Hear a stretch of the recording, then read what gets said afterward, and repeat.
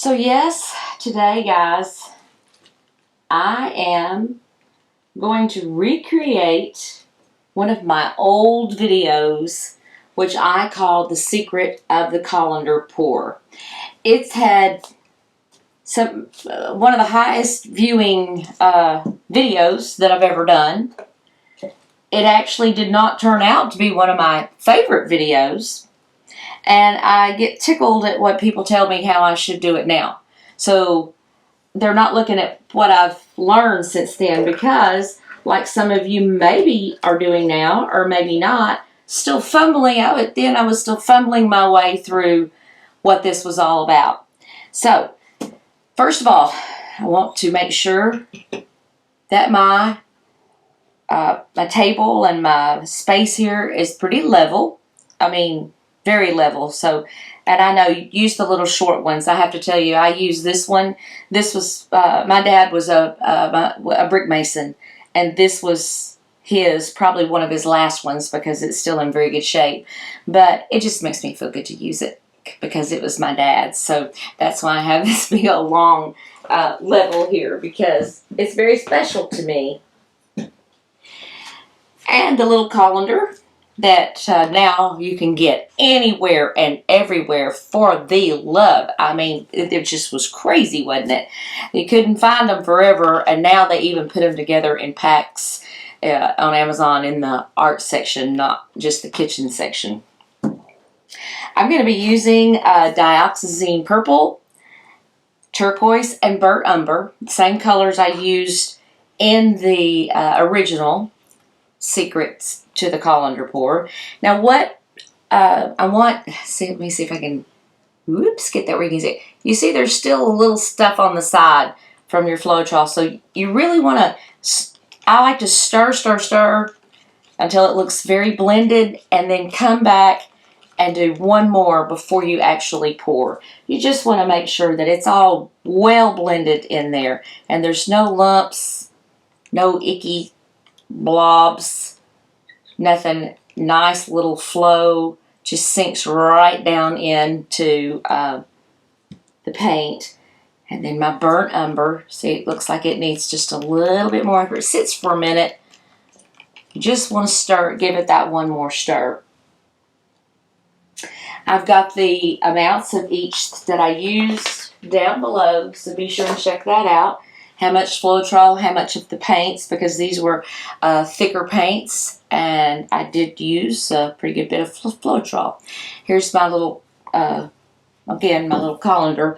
But I'm going to put some, paint on my edges.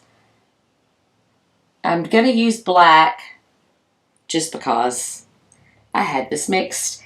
And I want, it may or may not all flow off. I really don't want my pattern to flow off and change, so I'm fine with keeping a little bit of the black around the outer edge. That'll be okay.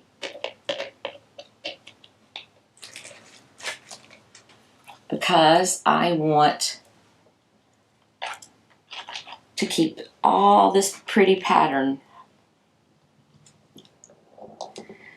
I am using my old spinner with the stir sticks attached to it. It's just easier for me to get a hold of this thing and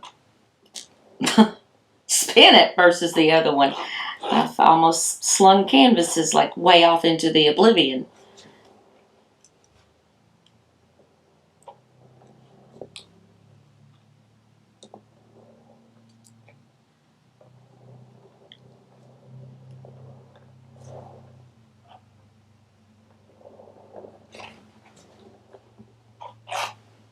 And that looks pretty good. That should move on and give us just what we need.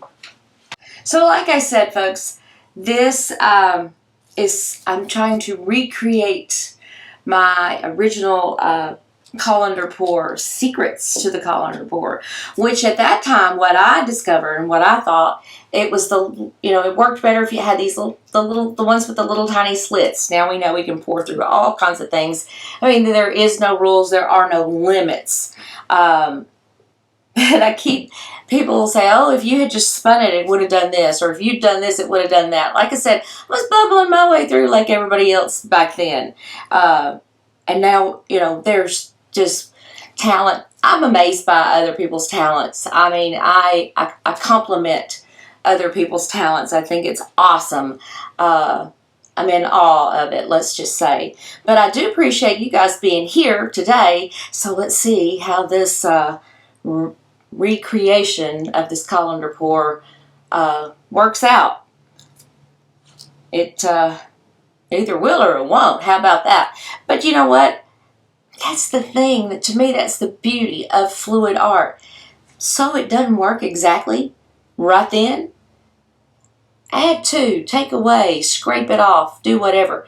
You're not bound to limits, which something I kind of like. I mean, you like limits? I'll give you an example. I used to write poetry, and then I got into writing songwriting and writing lyrics. And when I wrote them, initially when I wrote the poem or the lyric, when I wrote it, when it came out of my head, I thought, I can't change this. That's what it was. That's what came out of my head. I can't change it.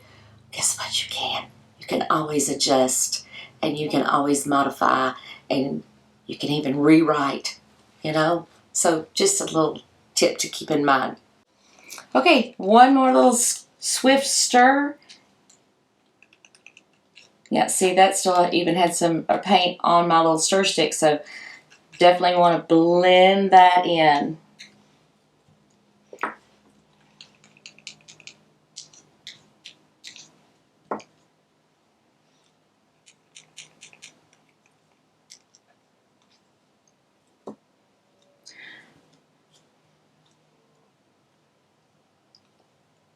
Let's start with the purple. I have a friend that used to raise peacocks. They're very interesting. And we all know they're very beautiful, of course.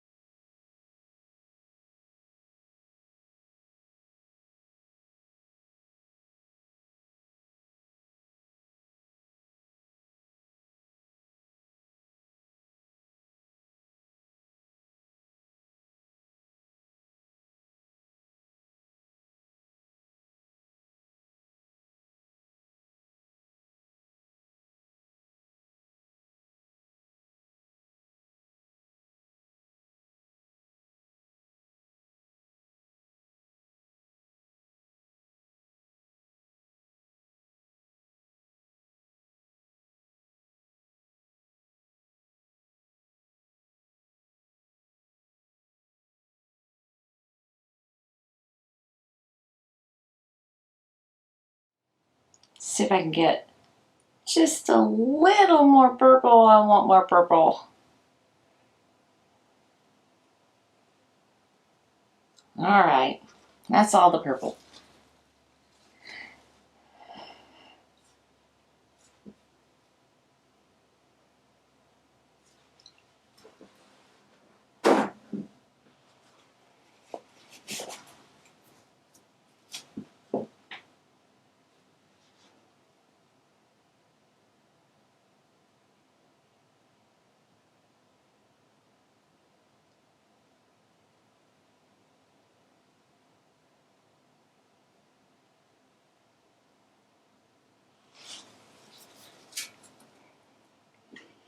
Okay, now we have our pattern, and we're going to spin, baby, spin.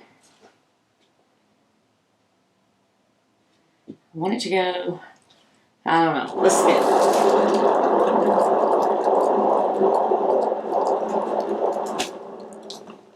Ooh-wee.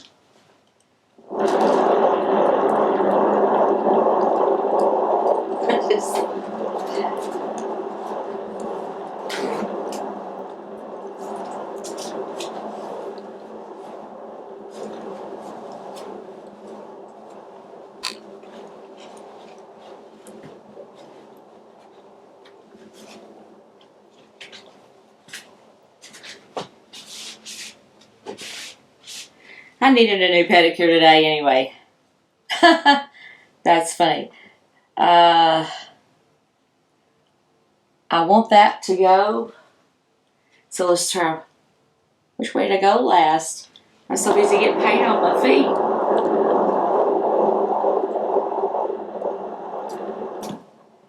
And it's about to get there.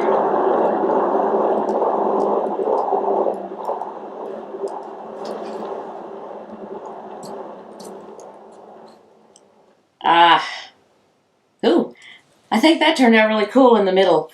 So it made its own little thing going on there. I think I can tilt. Yeah, I don't really want to tilt. We'll just let that little corner stay as it is. It's not bothering me.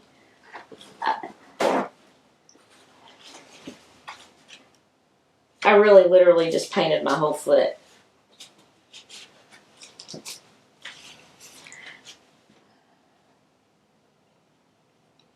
There you go. Colander pour. Colander, aka sink, strainer, and your spinner. And look at that. I really love having my little center, that last little bit of detail right there. That just looks so cool to me. Pretty happy with how that turned out. Anyway, guys, I hope that you like this too. And again, the recipe for the amounts that I used in each of the paints is going to be listed below.